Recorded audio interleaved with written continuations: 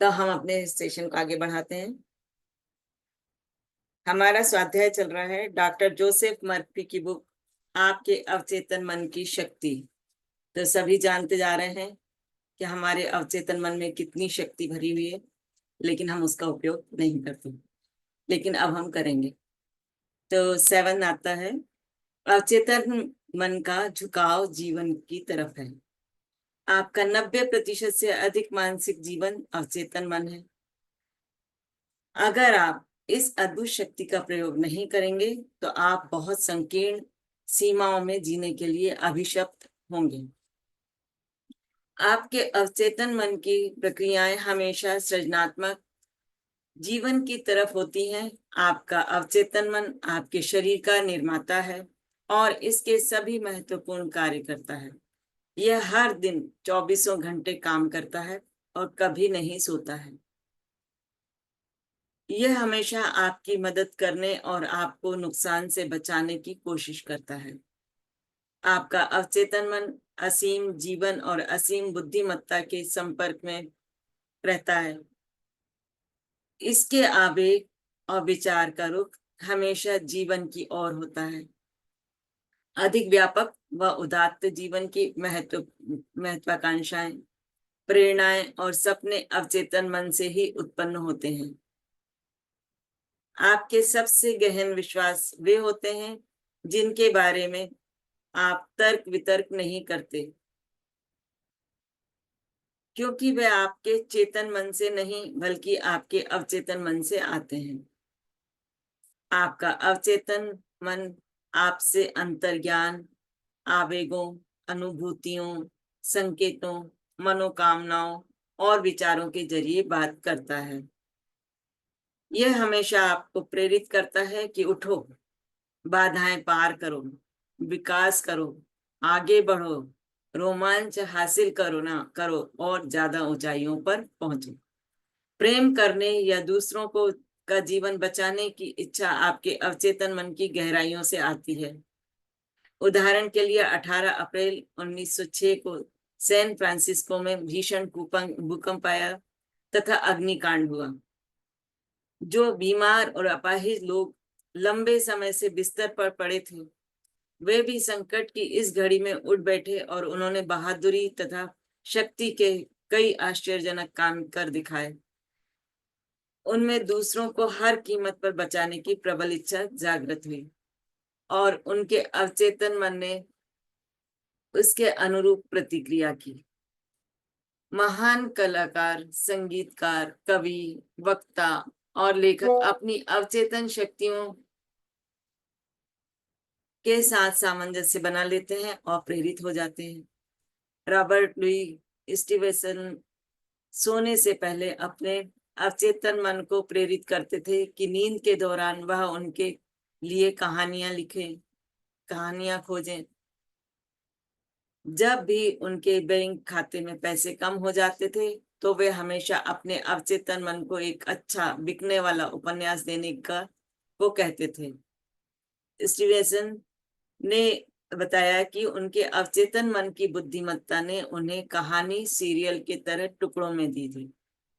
इससे पता चलता है कि आपका अवचेतन मन आपके माध्यम से कितनी महान और समझदारी भरी बातें व्यक्त करता है, जिनके बारे में आपका चेतन मन जरा भी नहीं जानता। मार्क ट्वेन ने कई बार बताया था कि उन्होंने जीवन में कभी काम नहीं किया। उनका सारा हास्य और महान लेखन अवचेतन मन के अथाह भंडार का दोहन करने की योग्यता का परिणाम है। किस तरह शरीर मस्तिष्क की कार्यविधि को चित्रित करता है। किस तरह शरीर मस्तिष्क की कार्यविधि को चित्रित करता है। आपके चेतन और अवचेतन मन की अंतरक्रिया के लिए तंत्रिकाओं के सामंजस्यपूर्ण सिस्टम्स के बीच भी उसी तरह की अंतरक्रिया की जरूरत होती है। स्वैच्छिक तंत्र चेतन मन का अंग है। स्वतंत्र तंत्र अवचेतन मन का अंग है। स्वैच्छिक तंत्र द्वारा आप अपनी शारीरिक क्रियाओं से अनुभूति पाते हैं और शरीर की गतिविधियों पर को स्वैच्छिक रूप से नियंत्रित करते हैं। इस सिस्टम का नियंत्रण केंद्र मस्तिष्क के सेरिब्रल कॉर्टेक्स में है। स्वतंत्र तंत्रिका तंत्र को कई बार अनैच्छिक तंत्रिका तंत्र भी कहा जाता है। इसकी गतिविधि के केंद्र मस्तिष्क के दूसरे हिस्से में होते हैं, जिनसे सेरिबेलम, ब्रेन स्टेम और एमिगडेला शामिल हैं।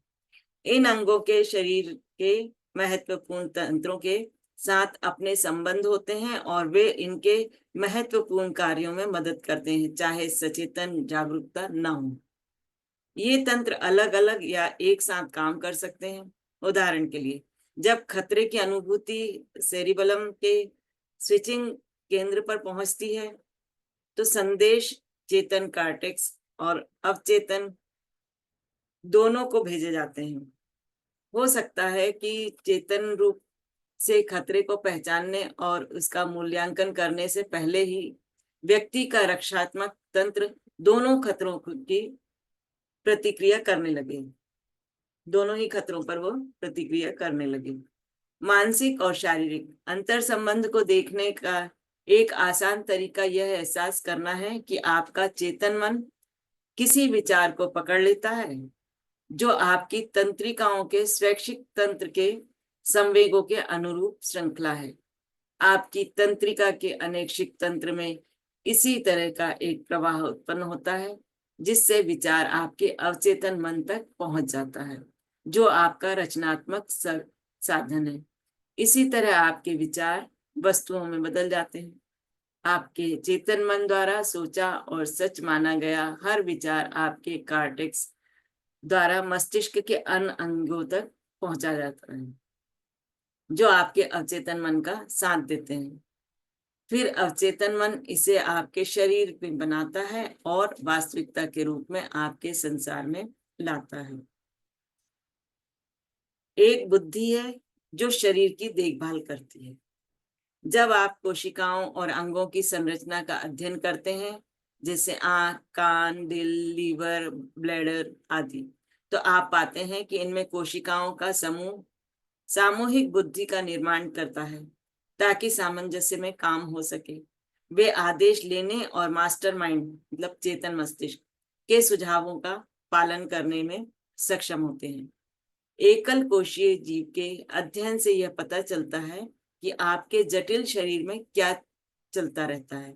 हालांकि एकल कोशीय जीव में कोई अंग नहीं होते, लेकिन इसके बावजूद यह गति, पाचन, पोषण, उत्सर्जन के मूलभूत कार्य करके मस्तिष्क की क्रिया और प्रतिक्रिया के प्रमाण देता है। कई लोग कहते हैं कि एक बुद्धि आपके शरीर की देखभाल करती है, बशर्ते आप इसे काम करने दें। यह एक तरह से सच है। मुश्किल यह है कि चेतन मन हमेशा बाहरी अनुभूति और इंद्रियगत प्रमाणों के आधार पर इसमें हस्तक्षेप करता है, मतलब लॉजिकल माइंड कह सकते हैं इसमें। इससे झूठे विश्वास, डर और राय बलवान होते जाते हैं। जब आपके अवचेतन मन में मनोवैज्ञानिक, भावनात्मक कंडीशनिंग द्वारा डर, झूठे विश्वास और नकारात्मक ढांचे दर्ज होते हैं, तो अवचेतन मन के पास इसे दिए जा रहे ब्लूप्रिंट पर काम करने के अलावा और कोई रास्ता नहीं बचता। अगर भावनात्मक रूप से आप डरे हुए हैं, सहमे हुए हैं और झूठे विश्वास में है, नकारात्मक ऊर्जा में है, तो आपका अवचेतन मन उसी का अनुरूप कार्य करने के लिए मजबूर होता है। अवचेतन मन निरंतर सामान्य हित में काम करता है। आपका कल्पनावादी मन निरंतर सामान्य हित में काम करता है और सभी चीजों के पीछे सामंजस्य के निहित सिद्धांत को प्रदर्शित करता है। आपके अवचेतन मन की अपनी खुद की इच्छा है और यह अपने आप में बहुत वास्तविक है। आप चाहें या ना चाहें, यह दिन रात काम करता है। यह आपके शरीर का निर्माता है, लेकिन आप इसके निर्माण को देख, सुन या महसूस नहीं कर सकते हैं। यह बिल्कुल खामोश प्रक्रिया है। आपके अवचेतन मन का अपना खुद का जीवन है, जो हमेशा सामंजस्य, सेहत, शांति की ओर होता है। इसके भीतर देवी मानदंड है जो आपके माध्यम से हर समय अभिव्यक्ति चाहता है। तो आज का सेशन, आज का स्वाध्याय में यही रोकती हूँ।